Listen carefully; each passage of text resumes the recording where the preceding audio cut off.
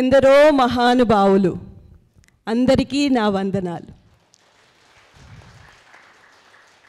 పూజ్యులు సదానందగిరి స్వామీజీ, మీ పునర్దర్శనం మాకు మహాభాగ్యం.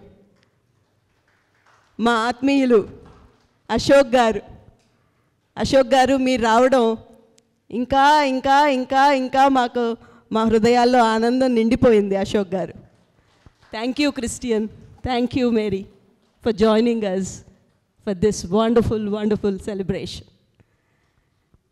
మిత్రులారా, ఈ పండుగ QLU పండుగ, అందరికీ దసరా దీపావళి పండుగలు ఉంటాయి, కానీ QLUకి ఈరోజు పండుగ, న్యూటన్ గారి పుట్టినరోజు పండుగ, QLU సెలబ్రేషన్స్ యానివర్సరీ పండుగ. మరి ఈ పండుగ ఇంత విజయవంతంగా మన అందరం చేసుకోగలిగాము అంటే దానికి కారణం శ్రీదేవి గారు, రాజశేఖర్ గారు, కృష్ణమోహన్ గారు, సౌమ్య గారు, సూరారెడ్డి గారు, కిరణ్ గారు, అందరూ, హారిక, పవన్, వన్య మైత్రేయులు, సంఘ మైత్రేయులు, సేవా మైత్రేయులు, మీ అందరి వల్లే ఇది సాధ్యమైంది. ఒక్కసారి మరి అందరికీ కూడా గట్టిగా కరతాళ ధ్వనులతో మనం చప్పట్లు కొడదామండి.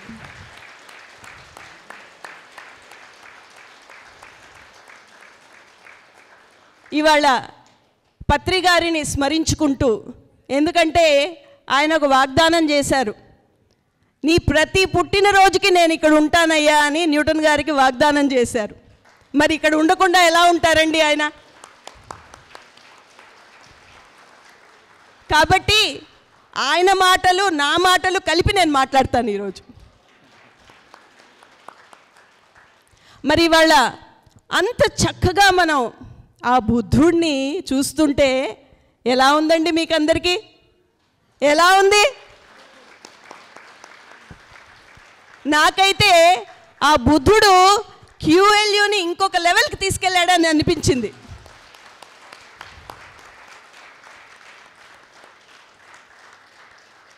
కానీ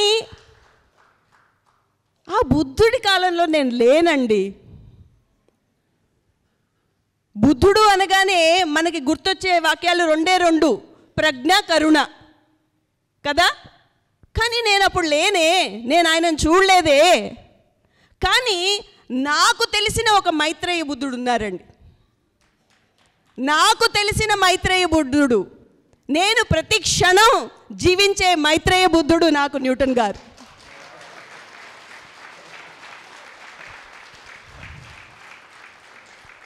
ఎందుకంటే న్యూటన్ గారు ఇందాకే చెప్పారు, నేను ఏది ఊరికే మాట్లాడను. మీరు వచ్చి నాకు చెప్పి నేను నల్లగా ఉన్నానా తెల్లగా ఉన్నానా అంటే, నల్లగా ఉంటే నల్లగా ఉన్నావనే చెప్తాను, ఎందుకంటే అది సత్యం కాబట్టి.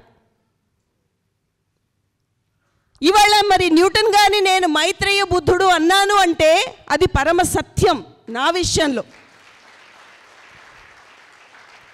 ఎందుకంటే ఆయన నిరంతరం నిరంతరం నిరంతరం నిరంతరం నిరంతరం జ్ఞానం జ్ఞానం నేర్చుకుంటూనే ఉంటారండి.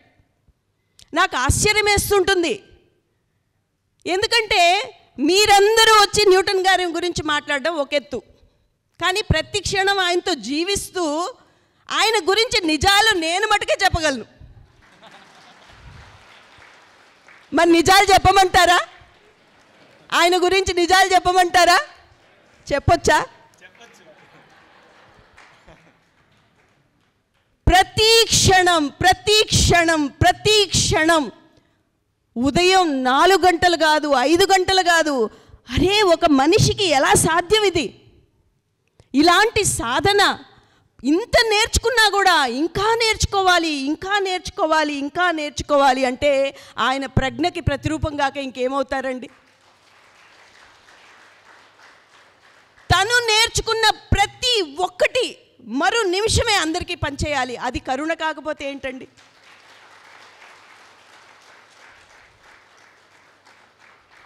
ఎలా సాధ్యం ఇది? ఒక్కొక్కసారి నాకు 30 సంవత్సరాల నుంచి సూట్ కేసులు పట్టి తిరుగుతూనే ఉన్నాం. తిండి తిప్పలు లేవు, నిద్రలు లేవు. పత్రిక గారు ఒక్కళ్ళే మమ్మల్ని అర్థం చేసుకోగలరండి. పత్రికారు చెప్పేవారు, మీ బాధలు నా బాధలు ఒకటే అనేవారు. ఎందుకంటే మిగతా వాళ్ళకి చెప్పిన అర్థం కాదు. ఆయన అనేవారు పత్రికారు, ఎలా అయ్యా నువ్వు ఎప్పుడు నవ్వుతూ ఉంటావు, నీ నవ్వు నాకు ఎప్పుడు రాదయ్యా అనేవారు. అలా ఈ 30 సంవత్సరాలు బ్యాగులు పట్టుకొని తిరుగుతూ తిరుగుతూ తిరుగుతూ తిరుగుతూ ఒక్కోసారి శారీరకంగా అలసట వస్తుందండి.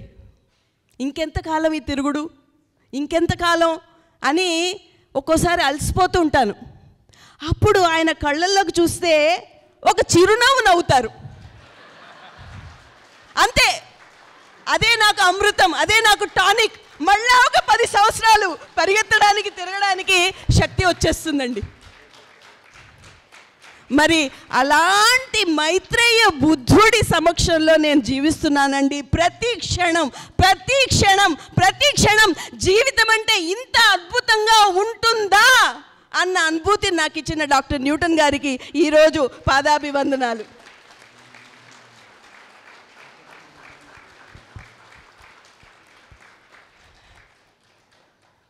బుద్ధుడి గారి తండ్రి గారు, ఆయనకి ఇష్టం లేదంట బుద్ధుడు ఈ మార్గంలో ఉండడం. తన బిడ్డ చక్రవర్తి కావాలని అనుకున్నాడంట. చాలా కష్టం కదండి తల్లిదండ్రులు అలా అనుకుంటే. బిడ్డలకి ఎంత బాధగా ఉంటుంది. అయ్యో మా నాన్నగారు నన్ను చక్రవర్తి కావాలనుకుంటున్నారు, ఆయనను ఆనందపరచాలంటే నేను చక్రవర్తే కావాలి అనుకుంటారు. కానీ ఈ బుద్ధుడు, నేను ఎవరి కోసం పుట్టలేదు, నన్ను నేను తెలుసుకోవడానికి పుట్టాను, ఈ జన్మలో బుద్ధుడినై తీర్తాను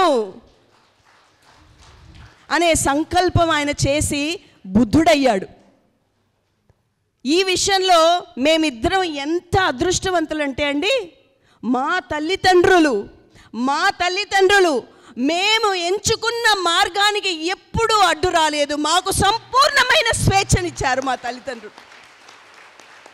మా తల్లిదండ్రులకు ఈరోజు శతకోటి శిరస్సు వంచి నేను నమస్కారాలు చేసుకుంటున్నాను. నాకు ఇంకొక జన్మ వద్దు, ఇక్కడే అయిపోవాలి, ఇప్పుడే అయిపోవాలి, ఇంకా ఎంతో ఉంది అక్కడ చేయాల్సింది. కానీ ఇంకొక జన్మ అంటూ ఉంటే ఈ తల్లిదండ్రులే నాకు తల్లిదండ్రులుగా కావాలి. ఇంతటి స్వేచ్ఛనిచ్చే తల్లిదండ్రులు నాకు కావాలి, ఇంత గౌరవాన్ని ఇచ్చే తల్లిదండ్రులు నాకు కావాలి. ఎందుకంటే నేను 3 సంవత్సరాల వయసు ఉన్నప్పుడు వాళ్ళు నాకు మాంసాహారం తినిపించడానికి వచ్చారు. ఎందుకంటే నేను మాంసాహార కుటుంబంలో పుట్టాను. నేను చెప్పాను 3 సంవత్సరాల వయసు ఉన్నప్పుడు, నేను తినను ఈ ఆహారం, ఇది మనుషులు తినాల్సిన ఆహారం కాదు, ఈ జీవులన్నీ కూడా మన బిడ్డ. ఎలా చెప్పానో అదేంటో అండి, అంత చిన్నపిల్ల ఇలా మాట్లాడడం ఏంటండి, విడ్డూరం కాకపోతేను. కానీ వాళ్ళు అలా అనుకోలేదు, వాళ్ళు నన్ను గౌరవించారు. మా కుటుంబం అంతా కూడా శాకాహారులుగా మారిపోయారు. ఒక్కసారి మా కుటుంబానికి ఒక్కసారి గట్టిగా మనం చప్పట్లు కొడదామండి.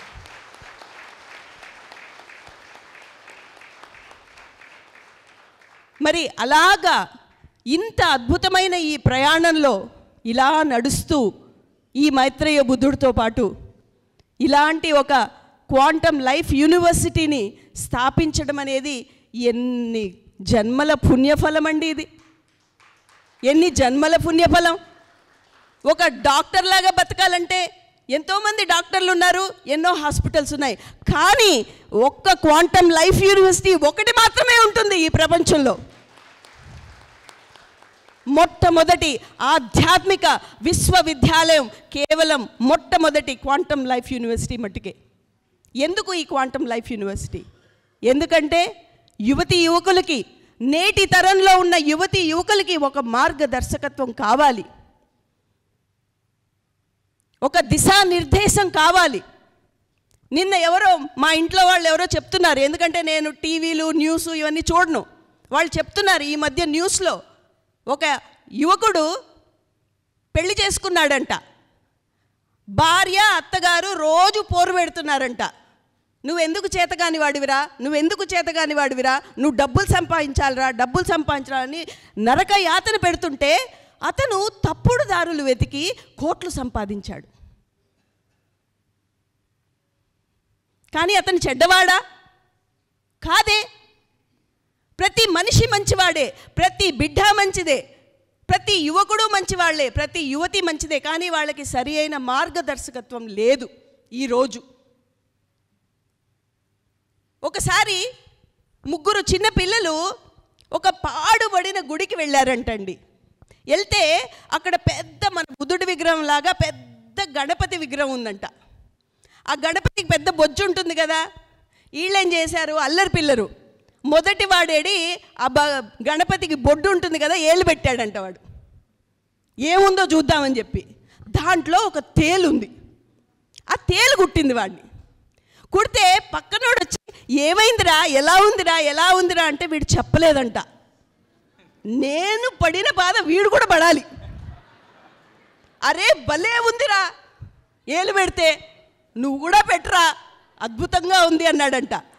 ఆ బాధను చూపించకుండా రెండో వాడు కూడా ఏలు పెట్టాడంట. వాడిని తేలు కుట్టిందంట.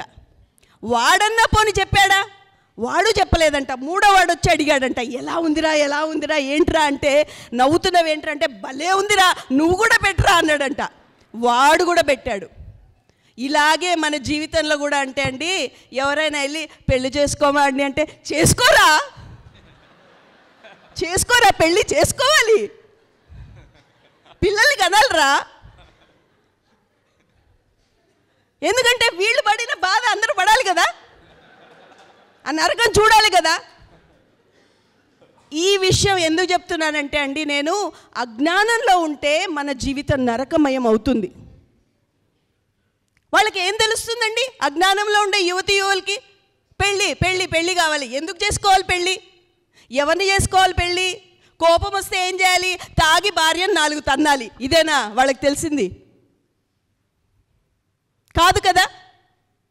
జీవితం అంటే ఒకరినొకరు అర్థం చేసుకోవడం, మనం ఎందుకు ఇక్కడ పుట్టాం, మన ధ్యేయం ఏంటి, ఎలా జీవించాలి, ఇవన్నీ నేర్పించడానికే క్వాంటమ్ లైఫ్ యూనివర్సిటీ పుట్టిందండి.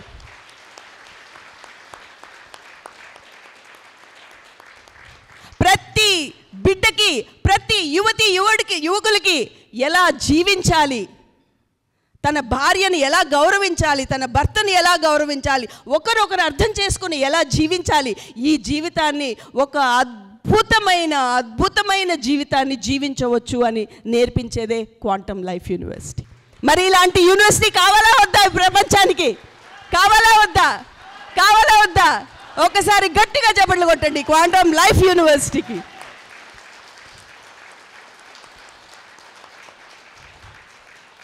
మరి మరొకసారి ఈ క్వాంటమ్ లైఫ్ యూనివర్సిటీకి, ఎందుకంటే న్యూటన్ గారు చూసారా ఆయన పేరు, వాళ్ళ నాన్నగారు ఎంత చక్కటి పేరు పెట్టారో. ఎందుకంటే ప్రతి క్షణం ఆయనను చూస్తే ఆయనలో నూతన ఉత్సాహం, నూతన ఉత్తేజం, అన్నీ నూతన అంటే న్యూనెస్, ఎప్పుడు టన్స్ ఆఫ్ న్యూనెస్. మరి అలాంటి ఈ నవీన యుగకర్తకి మరి ఈ క్వాంటమ్ లైఫ్ యూనివర్సిటీకి ఒక్కసారి గట్టిగా చప్పట్లు కొట్టుకుంటూ, ఈ క్వాంటమ్ లైఫ్ యూనివర్సిటీ అతి త్వరలో సంపూర్ణంగా సృష్టి జరగాలని, మీ అందరి ఆశీస్సులు ఉండాలని, డాక్టర్ న్యూటన్ గారికి కలకాలం నిండు 100 ఏళ్ళు ఆయన ఇక్కడ ఉండి మనకి మార్గదర్శకత్వాన్ని ఇవ్వాలని మీ అందరినీ కోరుకుంటూ సెలవు తీసుకుంటున్నాను. ధన్యవాదాలు.